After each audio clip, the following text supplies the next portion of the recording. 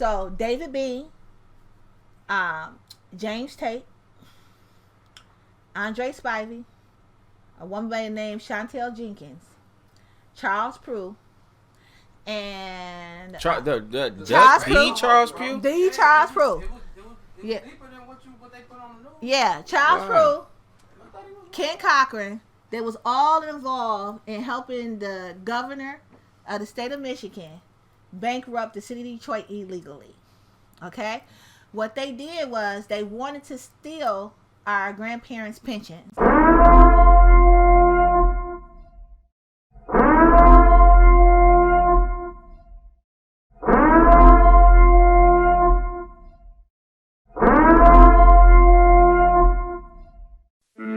This is not a test. This is your emergency broadcast system. Police, fire, and emergency medical services will be unavailable until tomorrow morning at 7 a.m. Blessed be our new founding fathers and America, a nation reborn. May God be with you all.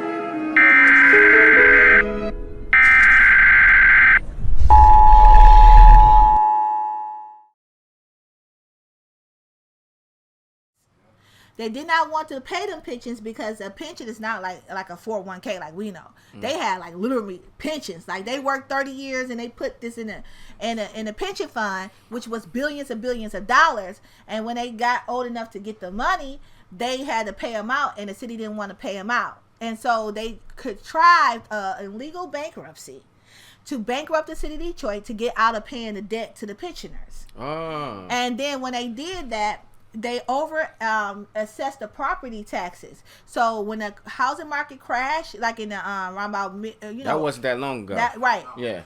Okay, so they didn't adjust the property taxes based upon the current rate or the value of the home. They kept it when like the home was worth 60, 70, 80,000, but the property value fell, and now the house only worth 10,000, but my taxes is $3,500. So how you gonna charge $3,500 on a property that's only worth $10,000? But that's what the city of Detroit did. So on top of the $4 billion worth of property we lost, they robbed us out of $600 million. And that's what we're fighting for currently in the city of Detroit. We're fighting for the $600 million ripoff that was created under the Dave Bean, and also the current mayor, Mike Duggan, the racist white supremacist, he's a racist, he's a white supremacist, because he is responsible for creating this policy that goes against the African American community, and he's targeting our community because he wants to do gentrification. So they want to remove the black people out of the city of Detroit and bring the white people in. And look, if they want to come back to the city, that's fine, but not on my dime. You're not going to take my public dollars, make the city better for them, while you take it from me. While you take it from me. You dressing this shit up. You ain't dressing it up. You taking my money, but you ain't dressing it up for me. You dressing it up for the next comer. That's like somebody taking food out your house and say, I'm going to feed somebody else. That's crazy. Come on, now, that's crazy. That's crazy. I think it speaks to a whole nother argument. Yeah, that's crazy. So that's what we doing now. That's what they're doing now. And so what we trying to do, what we can do right now is, like, before we even talk about the federal level, the state level, we need to take over the local level. So 2021 is an election. I was going to ask you that too. It's steps, right? Like, because I know you said it's local, then you said local, state, and then federal. Okay. And we gonna take over all three, but we got to do it the right way. One step at a time. Okay. So the first thing we need to do is organize and get our generation out to vote, because it's generation from 18, the millennium generation and Generation Z. So the 80s and 90s babies, we don't vote. Okay, not like we should. So we need to get them to vote. And when we get them to vote, we got to break this stuff down and explain to them that you're not voting for no political party, you're voting for policy. And the reason why I say I'm not going to get them, we're not going to train them to vote for the Republican or the Democrats, because we want to take the power away from them, and we want to create what you call political leverage. So if we vote as nonpartisan or as American taxpayers, because I just pay taxes to the government. Okay, so I'm not about to sit there and support a political party, because all you guys is just running candidates that says that these are the best candidates to represent my interests, but I ain't never seen these people before.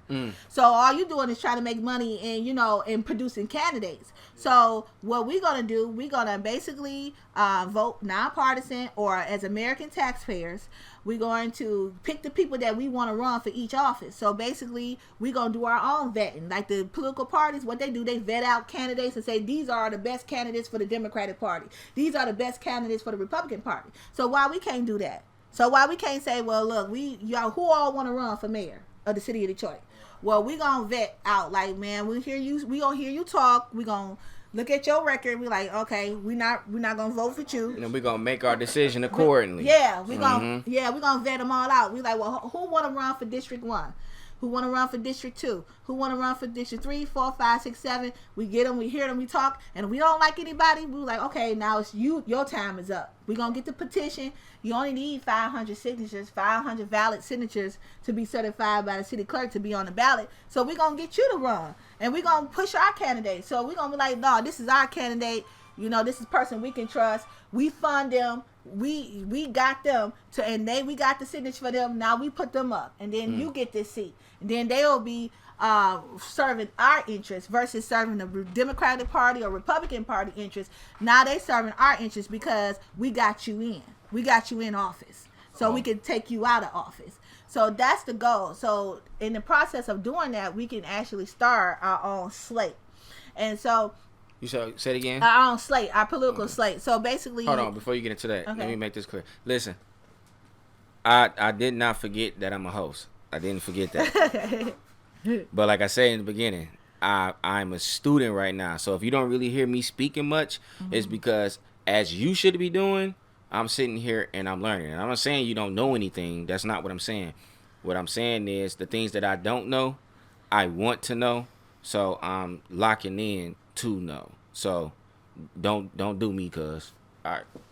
Yeah, so basically we gonna create our own slate. So instead of them sending stuff in the mail, you know how you all the political campaign in the mail? Yeah. Okay, we gonna have our stuff too. Yeah, we gonna have our list of candidates. We gonna send like, this is our choice. This is the millennium choice. This is our candidates. We interview them. We trust them. Now we gonna go to the elders like, look, these are the people that we trust. Now, would you support our candidates the same way you tell us to support yours and tell us to support the Democratic Party, Republican Party? Now, we done vetted our candidates. These are people that we funding with our money, because the issue is who controls the political party of the Republicans? Who controls the money? Who controls the money? These political parties we don't own these political parties. Yeah, you a member and you pay member dues, but who is the one that actually keeping the party up? Who's controlling it? And it's not black people. None of us? Well, they'll let us be in a position for a while or two, but the overall is that we're not the main goal, because we only make up a percentage of the population. Well, we don't know how many black people in this country, because they never really count us correctly. But my point, in the city of Detroit, we know we 80% black. For sure. We the last for blackest. sure. We for sure. And we the last blackest city in America that's concentration on east, west, south, and north, because like in other cities, when I went to other places, all the black people live on one side of the town. Detroit is very unique. We live everywhere throughout the city, and the city is 139 square miles. Damn. Yeah, it's 139 square miles. So we 80% black. So this is a city that we can literally got the population. We can have the votes. We can have all black city council, all blacks mayor for this point on, and we can grow the black population. We can use the development dollars that is coming in that they use it, and we can put our money back in our pocket and redevelop our neighborhood. So you want to start your businesses, what you want to do, and so we don't, right now they just taking our money and giving it to all these people outside of Detroit, all these people, majority white, that's giving our money away. These are black dollars that they handing away because they said we don't meet these criteria. So who set the criteria? The people in office do locally. So what we do, we get in the position, we set the criteria, and now you qualified. How much you need? Okay, you need $20 million to do what? The fastest way to grow wealth for black people is real estate and city government contracts. Did you know that? No, I did not. Real estate, you automatically get a return. And if I give you a $50 million contract and I said, I just want you to do a study, and I'm gonna pay you $50 million to do it. That's Wow. what they're doing. I watched them give away billions of dollars, and I'm sitting up there mad as hell. Like, I watched them give away $100,000 for them to put up a sign, to tell you the roads is closed down. You know the little signs? Yeah. They paid a company somewhere out up north $100,000 just to put up signs. I watched them give $250 million away to majority white construction companies to tear down houses in the hood for $20,000, $30,000 when they supposed to tore them down for $5,000. So I'm watching them just mismanage all this money, just abusing their power. You know, the mayor just pretty much said, you know, we took your $600 million, so what? And we're not going to do anything about it. City council, majority black. Guess what? They're not trying to do anything to make us whole. Damn, they ain't even holding us down. No, because they're house niggas. You know, So how is this any different from what Kwame did? Like, how It's not. Oh, that's thank you. Kwame is Kwame did do crime, but the issue is the amount of time that he has done. No doubt. Okay, so if you're saying that Kwame was running a criminal enterprise, right? He was doing illegal big rigging, he was doing all these things, and he was cheating on his wife. Well, the mayor Mike Duggan got divorced. He gave his mistress $350,000 of the taxpayer money. He did all this big rigging, everything that Kwame doing, but he's not in jail. And in my district, in District 7, we got a councilman by the name Gabe Leland. He got 7 indictments, federal indictments, and he's still on city council collecting the check right now. Wow. Right now, as I speak. Literally, right now. like, he got 7 indictments. I went to the federal court to pull his indictments papers. I'm looking at his. I'm like, he got 7 counts of indictment? Like if you get caught as a black person in public office driving drunk and get a DUI, you out of there. You know what I'm saying? This brother, he's a Jewish Caucasian guy with 7 counts of he was involved in an illegal touring scheme. You know, all these people, all our people, you know how all our people got their cars towed and stuff, and they was making charging like $400 or $500 or something like that to get your car out. He was involved in that. He was hooking his father-in-law up with contracts called his father-in-law was Boulevard Towing. Have you ever heard of Boulevard Towing? Sound familiar. Yeah, they're the biggest towing company in the city of Detroit, and they got a contract with the city. And they work with the police to tow cars. So, like, you got all these brothers that got a tow truck company. They could have got those contracts, you know what I'm saying? But they was hooking it up to make majority of the white people get the contracts, you know? Same way with the demolition. The same way with every study that we do. We talking about this is direct money that's supposed to come to us because technically we supposed to get a percentage of those contracts. But we don't because they keep on calling us a minority. We are not a minority. If majority of the city is a black, how are we minorities? How are we a minority? But because we accept the term. And the people that's in office, they tell me, I said, why you can't say black people get the contract? Because it's racist to say black people can get the contract. You can't say race. You can't say race. But I said, well, why you can't say majority of the city residents of the city of Detroit get these contracts? So they don't want us to mention race, but at the same time, 90% of the contract, 90% of the businesses is owned by either Caucasians or Chaldeans. When they talk about diversifying our communities, but they never talk about diversifying the wealth. What is good is having all the white people, all these different races in our community. That's fine, but they get to own all the businesses, and you know, like, why we can't own the businesses? You talking about diversity as far as the community? Let's diversify our community. Let's have this multicultural community. But you don't talk about diversifying the money and the ownership of that community. Who get to control the business? Who get to control the seats of power? Look, I got a question as far as the policy go. Is there a way that in urban community schools where we can teach these kids about money management, credit, understanding credit, things like that? Can we push for that? We could push for it, but guess what? Our elders, the state took over our schools back in the 90s. That's why our education sucked, right? I went to McKenzie, okay? So another fuck up. I went to McKenzie, right? So the state took over our school because they said that our meat test was too low. And, damn, they still do the meat? Well, they don't do it no more, but at the time, that's why they took over. Y'all remember that shit? Y'all remember the meat? Y'all remember the meat? They call it something else. They used to call it Scoville test, and that's when they test how many jails to build. They test us because anyway. I caught that. I caught it. Yeah, the school to prison pipeline. Yeah. Yeah. So we got this stuff in DPS called the school legacy debt, where the state took over our school, had control of our school for like almost 10, 20, damn near 20 years or something like that. And when they gave the school back, they gave us back a debt like in the billions of dollars. And now we got to pay it back, even though the city of Detroit didn't have control over the school. Hold on, wait. So they took our shit, ran it up, and then said, "Here, y'all can have it back. Take care of that." Yeah, but you got to pay the state back the debt. Wow. Yeah, they did the same thing with the illegal bankruptcy.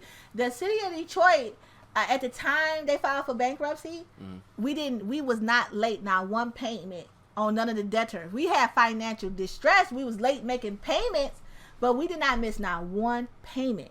And the only reason why the bankruptcy even went through is because our city council, a majority black city council, signed an agreement with Miller Canfield, who was not a part of the city government. Like, the state took their law department and told them, go to Detroit, create a document, and have the city council sign off on it. And if the city council agreed to these terms, then we know they're not going to meet them. Then we're going to be able to bankrupt the city of Detroit. Wow. And our city council signed off on it. And then the corporate attorney, which we have a corporate attorney that represents the city of Detroit. Her name was Crystal Kennison. And she told the city council, the mayor, not to sign it. And she was supposed to be the only legal representation of the whole entire city. They fired her and signed an agreement anyway. And that's how the city of Detroit got bankrupted. Yeah. Damn. So that's how dirty they did us. It was totally illegal, and that's why it's all can be undone. But it only can be undone with a combination of us educating ourselves and doing what he said, demanding, hitting the streets. And if we can do like a clean sweep and vote all these people who did us wrong, because the reality is all the people that set us up is still in position of power now. So they ain't go nowhere. They did us dirty. They robbed us. It's like the robber is still in your house. Like, I'm still gonna rob you. I'm just sitting over here. Every day you walk in, like every day you walk. got Taco Bell, homie. Let me get that. Hey, you got paid today? You got paid today? Hey, put your check right here. That's him with the gun, chewing his gum like. Tax season? Come up off that, nigga. Yeah, you got income tax check. Come on over here, brother. That's fucked up. So I mean, listening to everything you saying, this is what bothers me the most. It's like, especially if you decide to remain a Detroit resident, how do you go against that? Like I said, we gotta vote them out. So guess what? I'm saying, like, how do you go against the policy that you're trying to set? How can a person go against that? Well, that's just my opinion. Well, like, why the fuck? If she's telling me that every time I walk in my house, he gonna keep robbing me for everything I come to fuck in with, like, she's saying we can get the fucking robber out the house. Why not get the robber out the fucking house? Why do you question that? You tired? I done kind of got used to getting robbed, so yeah. I just make sure I eat my little bit in the car, and then I just get him the rest, and I come in. Like, get the fuck out of here, we man. got like a pimp and hoe situation in Detroit. Like, we the hoes and they the pimps. And basically what is happening is that they against it because they get backdoor deals. Oh. So that's what it is. You know, they take inside deals. So this is the thing. Like, you would sell our future out for $10,000, bruh. That's all we worth. Like, yeah. Like, I mean, you let them get like a $1 billion and all you got was 20 G's out of it. Like, I mean, that's the stupidest. You would think, at first I thought they must be getting a lot of money, because at first, I'm reading the policy, I'm like, okay, if they let them get like a $10 million, so they must got $1 million, at least $1 million or two. $5,000, $10,000. You out here hoeing backwards, cuz. I'm like, you gonna let them rob us for 10 million and all you got was 5,000? Like, that's the stupidity. So, and it's also a level of self-hate. Like, they really believe, like, some of the older people, but they believe, like, black people just an inferior race. You know, like, we're not capable. Like, we're not worthy to have what they have. And so, that's go back to the black assimilation. That's why it's so important for us to get in these positions. Why we got a new mind frame, and so we would set it right. Like, these people who come and rob the city of Detroit, like, they only do it because our elected officials allow them to. If they'll give or say, well, Detroit, in order for me to do business with you, I'm gonna need $100 million of free tax dollars, and I just give y'all maybe 10 jobs out of it. Just so y'all have a clear understanding on how real the fuckery is, Malcolm X right hand man was an informant. Carry on. And so what we can do is like, and he wasn't getting paid shit. Exactly. Little or nothing. And so what we can do is, like, you know, set the real business. Like, okay, Dan Gibber, you want $100 million. Well, we gonna need X and Y and Z. You ain't gonna, what are he gonna do? Say, okay, I'm gonna leave then. So what? Right. So what? If you don't do what we asked you to do, and we are in positions of power, who's the authority figure? Us. So we gotta reclaim our authority. And so the only way to do this is, like I said, we sweep them out in 2021. We organize and we get rid of the city council and the mayor. Now, it's easy to do because only 20% out of 400,000 people actually vote. So the mayor is getting away with only getting like 70,000 votes. And the people in each district, it's like almost close to 100,000, but they getting away with winning seats for like 10,000 votes. It's 100,000 people, only 10,000 people voting. Wow. So if we, so it's like if you win in a council seat, and you only got 10,000 votes, and there's 100,000 people live in your district. They just cater to that one little church crowd and the one little elderly people, and they just get in. That's just how they get in. And they know we're not gonna vote, so they don't count on us to vote. So we actually the non-voters are actually assisting them. We are assisting them, but they're not talking the stuff that we want to hear. That's why we're not gonna what make me want to vote if you talking about my ancestors died for me and that's the reason why I vote. No, that shit is so stale. Yeah, it's stale. It's not. No. What they should say, like, I'm gonna get y'all $600 million back because the city of Detroit robbed for you. I'm gonna stop y'all from getting robbed. I'm gonna give you the things that you really need. So, like I said, that goes back to make sure we have the right candidates and that we vet, come up with our own slate. Then we get our generation to vote, and then we can take over the city anytime we want to. Make some noise for the voters. Make some noise for the voters. Make some noise. For the non-traditional voters, that's what they call us. Okay. Non-traditional voters. Okay, the wonderful city of Detroit. I'm a voter again. I'm back. Right, I'm back. Yeah, I'm just telling you that the sky's the limit for us, and that we can get it done. And I'm ready. I'm just ready to work. And and I really do want to. I have a few skill sets that I think can really be, could be useful to the cause. I got babies that live here. You know what I'm saying? I'm at the point right now where it's like, not fuck me, but fuck me. It's like my kids. You know what I'm saying? They got to come up in this shit. And I'm not really satisfied with the direction that it's going in. And if I'm sitting up here thinking to myself, if I could say to myself it's going to be worse for my kids and I do nothing, what the fuck am I even here for? What's my purpose? Yes, and that's what we got to do it for. Yeah. It's not about us. It's about our children, and it's about making sure I secure my son, you secure your children, right. Everybody securing their kids for the next generation, so they're not gonna be able to say, "Oh, you didn't pass the baton. Or what did y'all do? This happened on y'all watch." No, I'm on guard. I'm on guard. I'm stationed. They got me fucked up. I got a Joanna. So what? What they gonna say to me? That's my generation. So they be like, "What?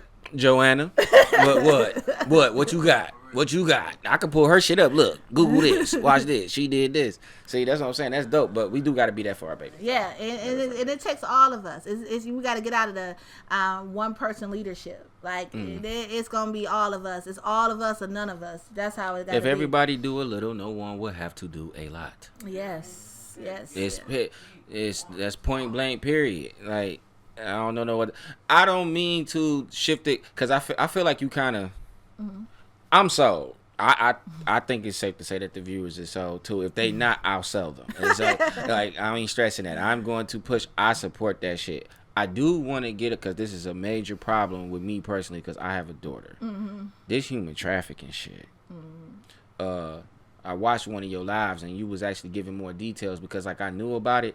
I think what bothered me the most is that I feel like it's broadcasted a lot. I feel like people who on Facebook and scrolling their timeline, they seeing it, but at the same time, it's like, I feel like it's normalized. It's almost to the point to where ain't nobody really looking at how serious this is. It's like you do know that they said this amount of women has been kidnapped within this short period of time in this fucking city. You see what I'm saying? And it's like, okay, it didn't happen to your daughter or it didn't happen to your cousin or your sister, but it happened to someone's daughter, someone's cousin, someone's sister, and it can happen to your daughter, your cousin, or your sister. So it's like, how long are we going to not fucking talk about this? When are we going to start addressing this shit? Well, that's a part of keeping in silence. I'm a survivor of rape. I was raped when I was 16. I was raped by a serial rapist in the city of Detroit. I'm sorry to hear that. Yeah, and so what happened is that, you know, it's the way they view black women. And when it comes up to sexual abuse crimes, when we get raped or kidnapped, it's not like it's not a urgency there. You know, it's like, well, you know, she black. Is that for? Are you saying that for? It's a race thing. It's a race thing. It's a race thing. Is it us too? Are we doing that as well? I mean, black people. I think that we have adapted to the fact that some black people adapted to the fact that black women deserve the mistreatment. Like, oh, she deserved it because the stereotypes that associated with black women. I don't support that shit. I know, but it just feels like, oh well, she must have did something. She had no business walking at night. I hate when motherfuckers say that shit. Yeah, she had no business going to work and catching the bus. She should have called an Uber. You know, it's always an excuse for why the mistreatment of black women. She can never be the victim. She can never be the dazzle in distress. She can never be that woman that just, maybe I just got hurt, maybe I just got victimized and I did absolutely nothing to deserve this. So because of that stereotype associated with black women, it's easy to kidnap us. You know, it's easy to, we at the bus stop, 80% of the women in the city of Detroit, 70% of the household is ran by black women. They go to work. They know our routine. It's just so easy for them to kidnap us, and it's very profitable. The average black woman have 3 to 5 kids. And so black women produce, we the highest producer of children, like our birth rate is, like I said, on average 3 to 5 kids. And you think about people that can't have any kids and all these experimental drugs and stuff. And you think about that tax on the black woman room. Why so many black women got fibroid tumors, or when we go to the hospital, we go get our PET smear and all of a sudden they say, oh, you got fibroid tumors. Instead of just, lasering them off, they said, we're going to give you a reproduction system. We're going to take out every reproduction organ you have as a woman. And the abortion rate is really high, and I am against abortion, and I tell you why. Because the Planned Parenthood, the lady who started it, the whole abortion stuff, she said she started because she wanted to kill black babies like weed. There was a way of population control. Okay. So it had nothing to do with woman's choice, but it make it seem like a woman's choice is that, terminate your pregnancy, versus, practicing safe sex or adoption or other alternatives. Why is automatically go get abortion? You know what I'm saying? So these are the type of things that they condition us. And then on top of that, with the abortion, it actually can cause wear and tear on the reproductive system. And a lot of people, they don't talk about that. They don't talk about how many women die from abortions and all that. They don't talk about none of the side effects from having it. But only talk about, just going ahead. It's your choice. It's your right. But yes, it's my choice. Yes, it's my right. But I also have a right to give my baby up to adoption. I also have all these other things that's available too. It's like thousands of different birth control. You don't make that free for me. If you really cared. Yeah, you don't have giving out birth control for free, but you got a abortion clinic, on it's like a Coney Island. Like a Coney Island, So just like liquor stores and anything else. So like in Detroit, we are number 2 in sex trafficking. And so basically, it's what. Hold on, wait, number 2? Yeah, we come second to Las Vegas. Wow. The border. Where yeah. prostitution is legal?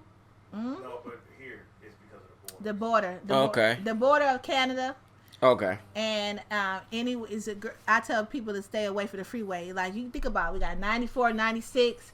Like, you can snatch up a girl, hit the freeway, you can go out of state real easy. Yeah. Like, all you gotta do is just be on the freeway. Mm-hmm. And also, we gotta start talking to black women, having a deep conversation. Like, you don't need to be going out at 2:00 in the morning to get a blunt wrap, sister. You know, like, you know, we gotta watch the type of things, the comfort, the independence that, you know, we should have as women. We really cannot have because we lack protection. And so, we are vulnerable, and they're going to continue to get black women, because black women is like very valuable in the sex trade market, you know, from our fruitful wombs, the fact that our reproduction organs, the availability, you know, of taking a black woman. Ain't nobody coming looking for you, you know, you don't get the Amber Alert. It's like, I can get away with doing so much. And that all play in a role with that, and it's very little response, you know, and it's, and you know, and also a lot of these women are dead too. I want to say that, okay, because if you, like, a lot of the women, if they missing like for over a year, 9 out of 10 they could be potentially dead, you know.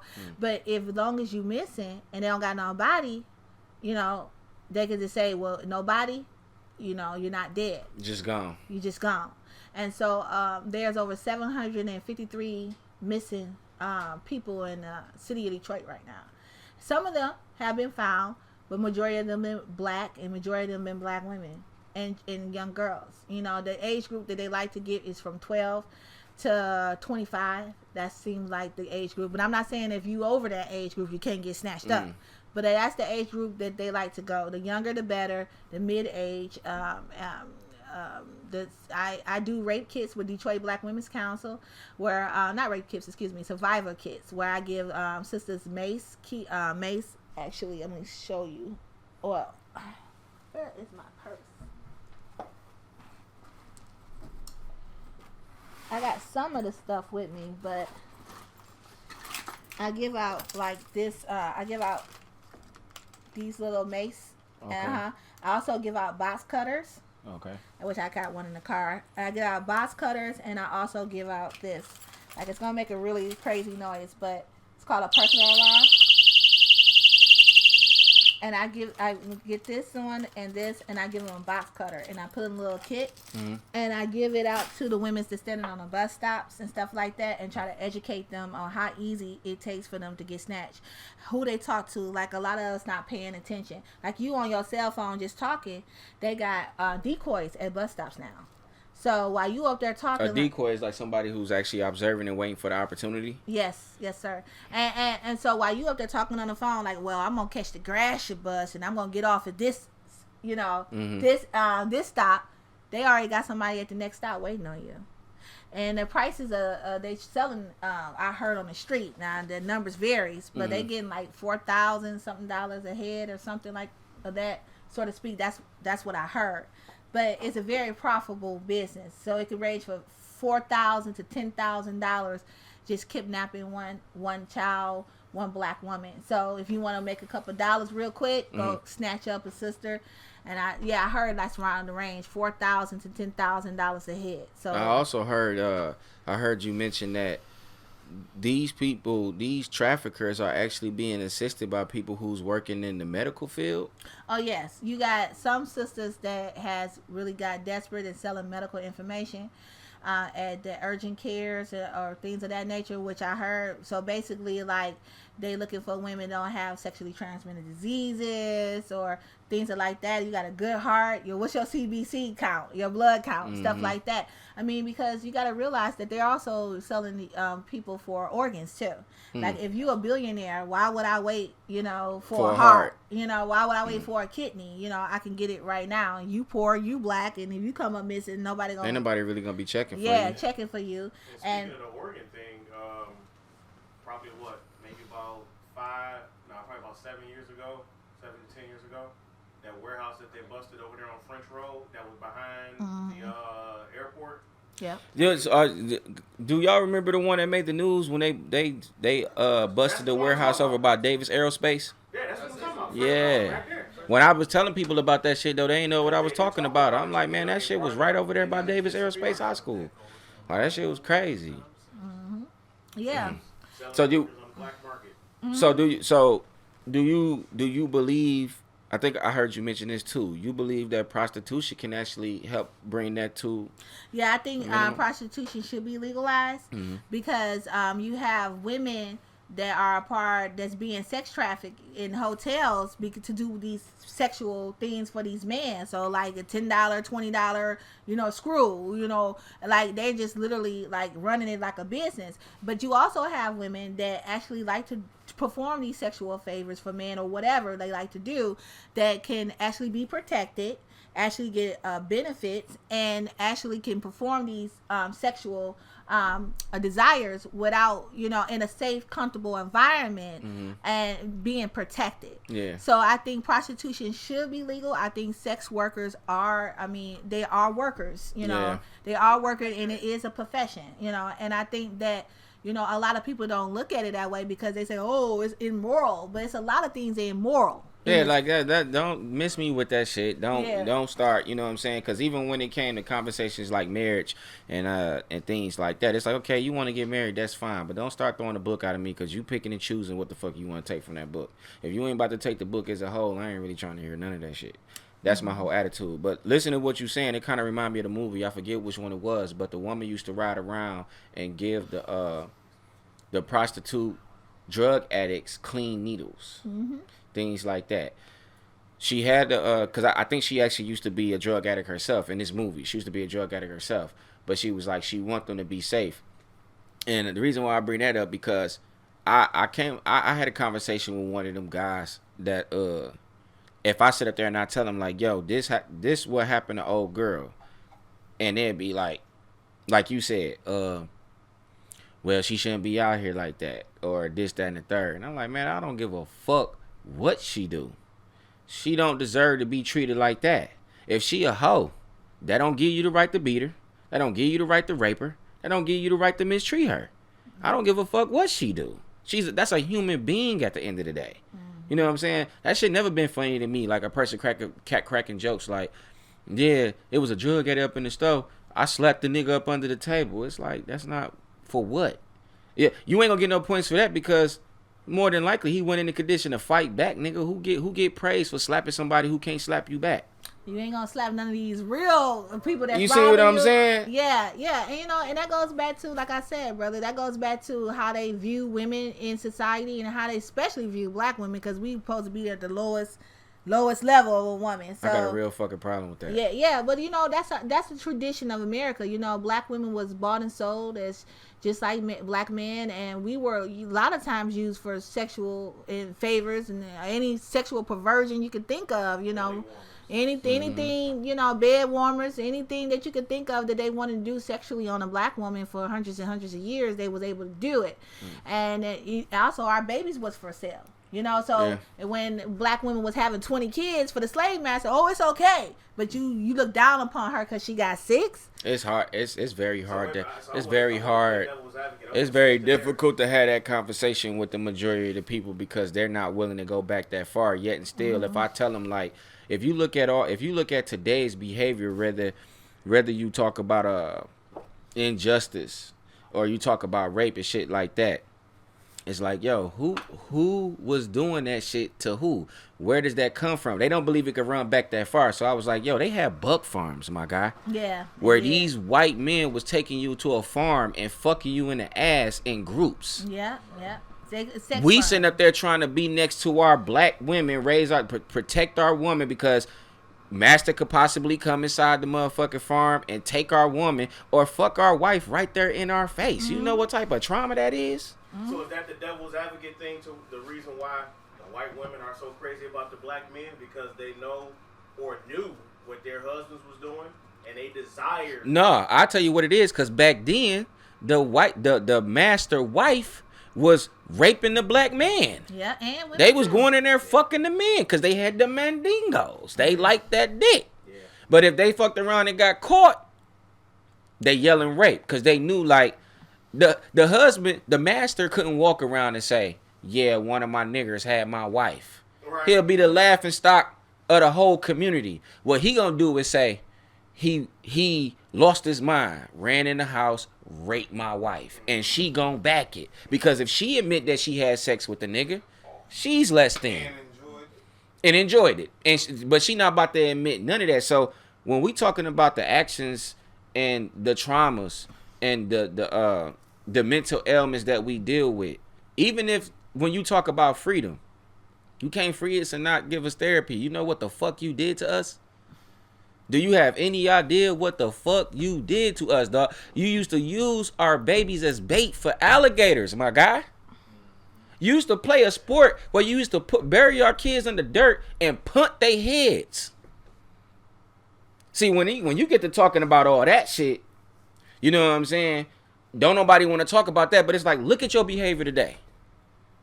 You didn't come out the womb. You didn't know about that rape shit or whatever. That didn't come from you. We wasn't of that. We was a village. We was knowledgeable people. That white motherfucker was taking you on the farm and fucking you in the ass. And your great-great-grandparents probably picked up on that shit. The mind it's a very sensitive thing. So ain't no telling what type of trauma came from that. And that shit passed down. So when I told you I wanted to talk about the family secrets, like you said, it's like an onion. But it start getting scary the more and more you peel back, because it's like, okay, we gonna go as far as my mother's father, but we ain't gonna go farther than my father's father. My father's father's father. What was he doing? Where that behavior come from? Why they comfortable with that? Oh, you ain't know? Your dad used to get fucked in the ass by your uncle, boy. You ain't know that. So yeah, you going crazy and you like, yeah, we just found out, yeah, he got kids and everything. I got little cousins and shit like that. But we just found out that Uncle Mont was raping little JJ. But you do know Uncle Mont was getting raped by Uncle Ray. And that shit just is trickling. You know what I'm saying? But it all comes from a place. So they don't want to believe it. Nah, that ain't how it works. How you know that ain't how it works? You don't know about that. Most of the molestation and rapes and that occur by family members in the black community. And even with the black mothers, like the type of man they bring in their household and with their kids. Like they don't even get to time, you know.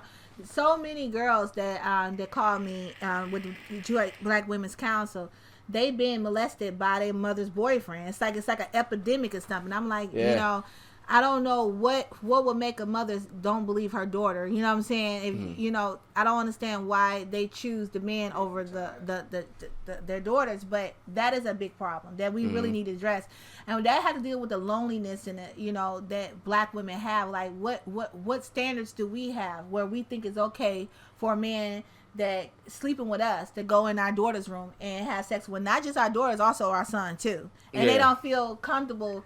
And then when their kids come to you, you're gonna tell them they're a liar because you don't want to accept the reality that the man that you brought into this home is a child molester. That's deep. It's because it's a judge of character. Because it's like, even if you was to expose that to the masses or whatever, the question probably will come like, well, you picked the nigga. Yeah, and it's true. You let him in. Yep. So but that comes from us not having that 2-parent household. You know, black women, we have a judgment, we have a perception, and in a female perspective, and then you got the man perspective. You know, certain decisions that we make is not always the best.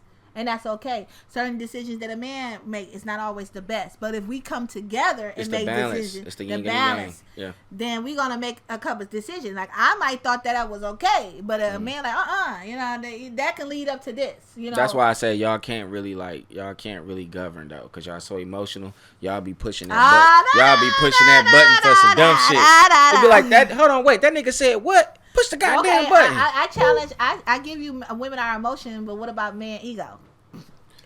Man ego can destroy the world and everything in it over. That is indeed a fact. I'm not going to argue that.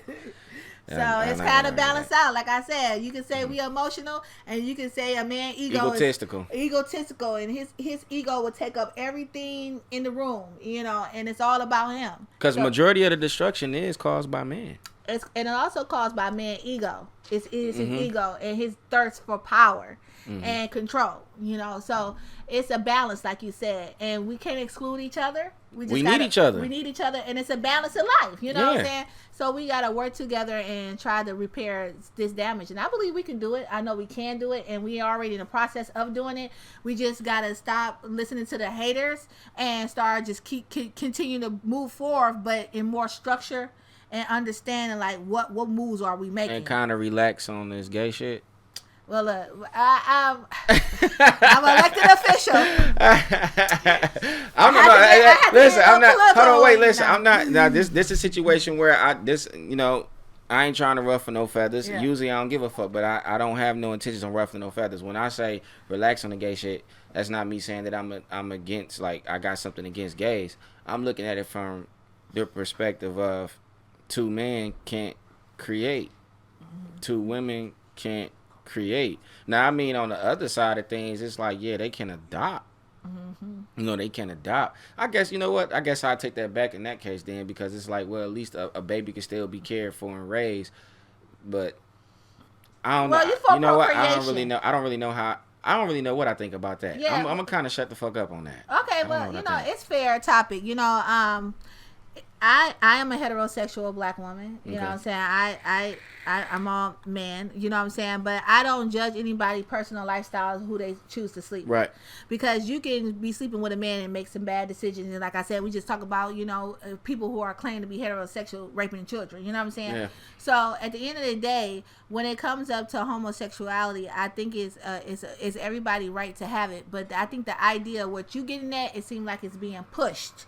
It seems like marketing. There it is. The marketing of the alternative lifestyle in the black community, how they market it, how they sell it to us, how they package it to us. I think we should address that, because the simple fact that, you know, if we're trying to establish, you know, the relationship between the black man and black woman again, and we're trying to heal that relationship, and alternative lifestyles is okay, but that your being gay do not trump you being black. And I think a lot of times the black people that are gay, they put their gayness before the blackness, and that's what I think is crashing. Because I think we can all accept that, hey, you know, everybody have their choice, but we don't like to feel like, you know, you putting your choice and making it the center of everything. Yeah. You know, and you marketing it to our children and everything like that, and like give us the opportunity to discuss that with our kids. What she said. Yeah. Because I didn't really know. Because that's why I said I need to shut the fuck up, because I was just like, I was kind of back and forth with it. You know what I'm saying? Because I just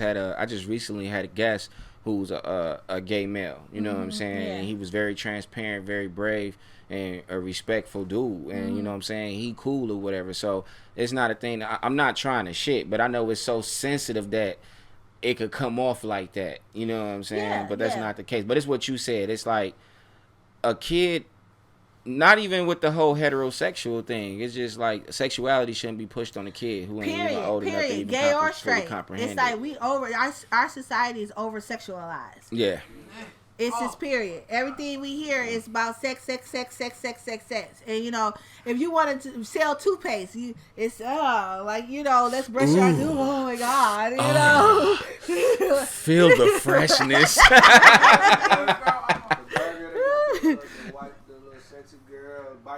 Oh yeah. Knowing damn well she bulimic and don't even eat fucking burgers.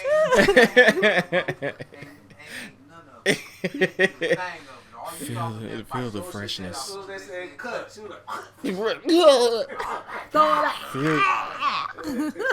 Howling at her manager like, why you keep giving me these fucking gigs? On some other shit. What else we got on there? Because I feel like we touching on a whole lot. Yeah, we actually cover generations up and down. We cover hidden agendas. We cover family secrets, effects, and traditions of black people. We cover prostitution, rape and molestation, policy, human trafficking. We did cover the coronavirus. We did not cover the coronavirus. Ah, yes. We did not cover. Well, we on a dub? Okay. But I already knew what time it was. I didn't already called her and said, listen, I didn't cancel the whole second episode and shit.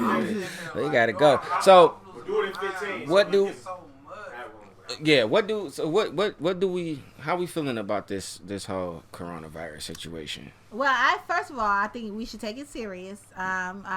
There's no evidence that black people cannot get the coronavirus because people say, well, we got melanin, we're black, we can't get it.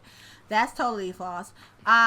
As I'm a CNA too, so I work in the healthcare field, so I'm always going to advocate for you to get proper, testing and things of that nature.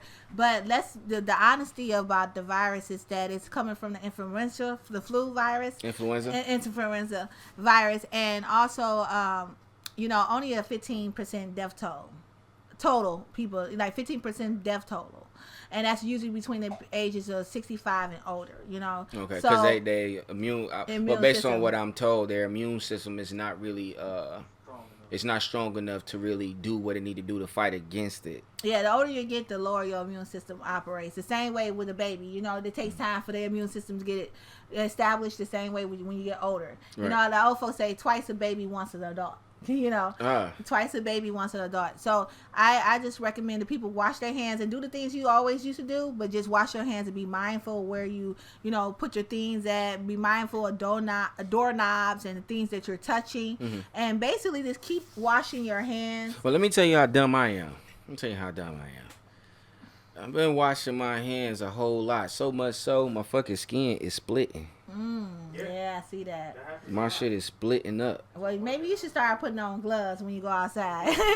Because the reason why I wasn't really pressing the issue on like lotion and stuff like that, because I heard that could be magnetic to bacteria and shit. When you got the lotion on, it shit. Yeah. It sticks more. So I was like, I'm just gonna wash my hands. But then I was at work and I balled my fist and I literally felt it split. And then when I looked, I had splits all over my shit and my knuckle. It feel like cuts.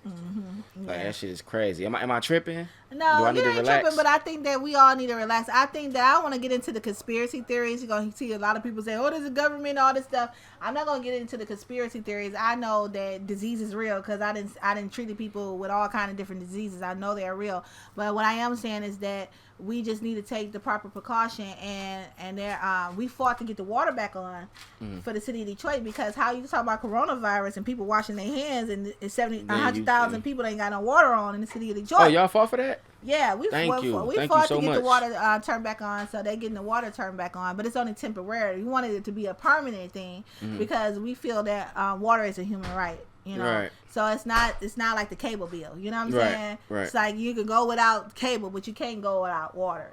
Facts. And so that's what my position on that. Just be mindful of what you touch, who what you around. Be careful of that, and understand that it's a virus with a low death rate, but it can be taken serious, and it's also man-made. All our viruses are man-made. Indeed. So it could be something other coming down in the pipeline. But whatever they're gonna do. But we need to be prepared for whatever. So you need to have a first aid kit in your house, or what you call a stash bag. If you have to hike it out, that's why I tell people, what if something happened where you're gonna have to hike for the next 2 or 3 miles? Are you in physical condition to do so? Just to be health conscious, be healthy at a healthy way. Just overall, just be healthy. Keep your health and your immune system working good. Do you think that worst case scenario? Do you think we're going to be the city is going to take care of us? They're going to hold us down? Well, no, the city is not invested in the health department. We don't even have a health department. When they closed down Herman Kiefer, they gave us this sorry privatization of a health department. So that goes back to what we talked about earlier. We have people that are making decisions for us that don't really live in the city of Detroit. Actually, 70% of the people that's making this decisions in Detroit don't even live in Detroit. Wow. So we really need to start, go back and taking over and, basically securing the future for ourselves and our children. And we can't trust nobody. That's one thing I learned in politics. We can't trust nobody. Nobody is really serving our interests. I mean, we're like literally, we really got to start just like taking charge. Nobody going to pass it the baton. You can't wait to be a leader. You just got to lead. Let me ask you a question. Are you familiar with the works of let's say like a David Banner or a Killer Mike? Oh yeah, I like David. So Banner. are you how would I ask this? Do you feel like they're doing a good job far steering their city in the right direction with all these things that they're doing? Yes, but my thing is about group economics that they preach a lot. Like everybody put their money together. It goes back to what I talked to you about earlier. Like why we're paying taxes for? You know, like if you telling poor people to take their cost of living money and start a business with, right? That's their capital to start a business with. No, my capital is those city contracts that they giving out to everybody but me. My capital is the banks in my community that work as depositories instead of financial lending institution. Like you know it's a federal law called Community Reinvestment Act of 1977 that require banks to give out a certain percentage of loans for houses and businesses. I heard something about it, but educate me a little bit on that. Yeah, it's called the Community Reinvestment Act of 1977, and they supposed to give out a percentage of home loans and business loans to people in that community in order to chart. So in order to get like a multiple banks of Comerica, in order for them to get multiple branches in our community, they had to say, well, to our city and to the federal government, look, we gave out a certain percentage of loans in this area. Okay. And they don't. So what they do is they take the tracking device and they added, say, Detroit and Livonia. And then they give all the loans to Livonia and give none to Detroit. So that's how they play the game. You know what I'm saying? But it's up to us to be in those leadership positions. Like, look, you want TFC Bank, you want to chart in the city of Detroit, you want to take over Cobo Hall. Okay, look, you got to give out this percentage of loans to Detroiters. You got to demand that. Instead of just, you know, if you watch any city council meeting, they be like, can you, I would like that, like talking to these people like in a submissive role. And these people coming to you asking for millions of dollars of our money and you being submissive. That goes back to the lack of leadership. Our biggest problem in the city of Detroit is a lack of leadership. Them motherfuckers sound like the mob. They are. And it's oh, we a mob. Oh, we like Chicago. You didn't know that? Word? Oh, yeah. We a mob city. We like Chicago. Like, for real. Like, it's all about who you know, never what you know, and it's who you connected to. Detroit is all about who you know and who you connected to. And you got people who, their mama was in a position, and they in a position, and they don't have no skill set for the position at all. They just there. One of the names you named her. Yeah. Nepotism. Oh, that's big. Nepotism in Detroit, it's like we known for that. Everybody, it's like we Detroit hustlers. So anyway, they can hustle. That's another problem. That's like a gift and a curse. Yeah, we hustlers, we go getters, but we like to hustle everything. Like some things we just can't hustle, bro. Yeah, everything ain't for sale. Everything ain't for sale. You know, but that's how our mentality is in the city. It's like we hustler. We'll sell anything, even your dream. I sell your kid. I sell this. I don't like that shit. No, it's not Drop good. a dime on that shit. Yeah. We really gotta set some standards.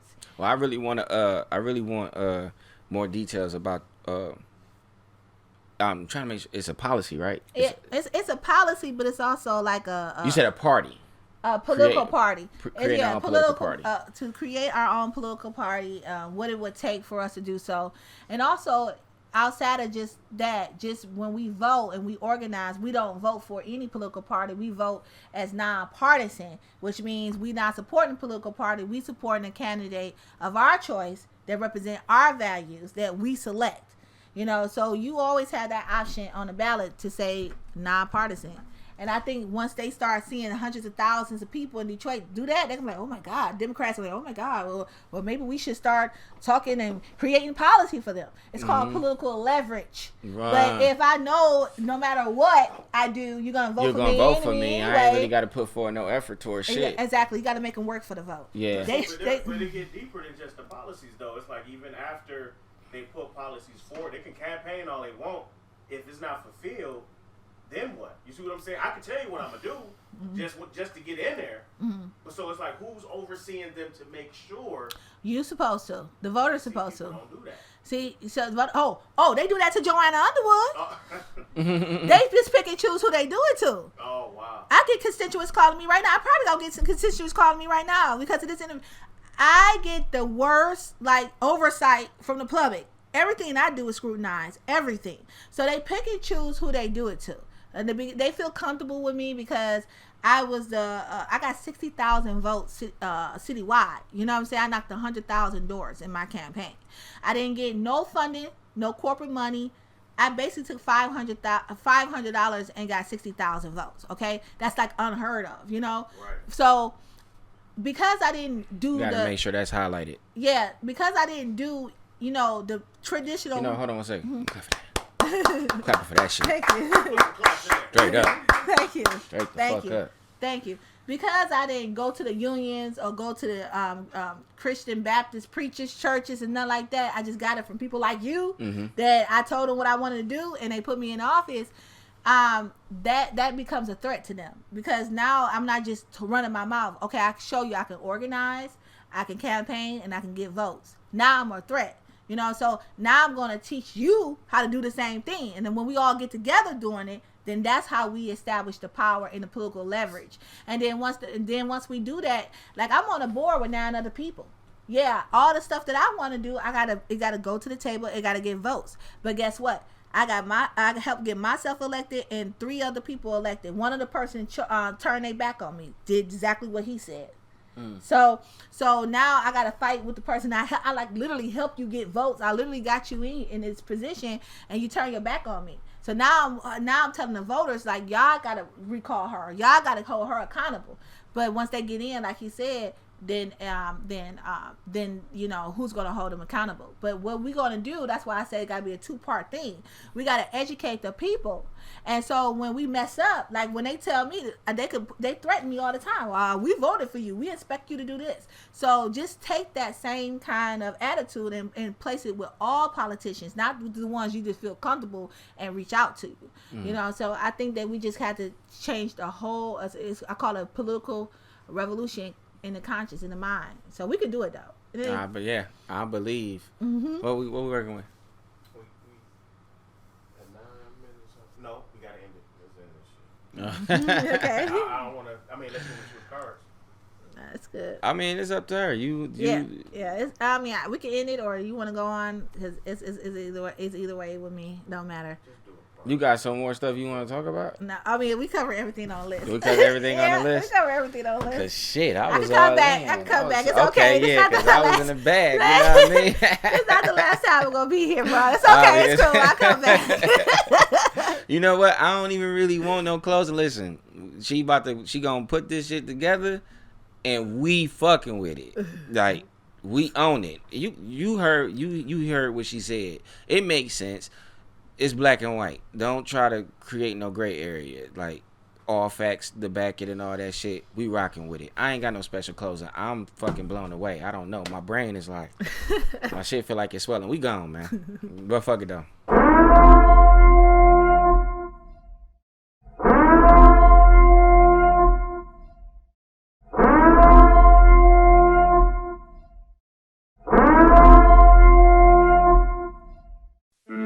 This is not a test.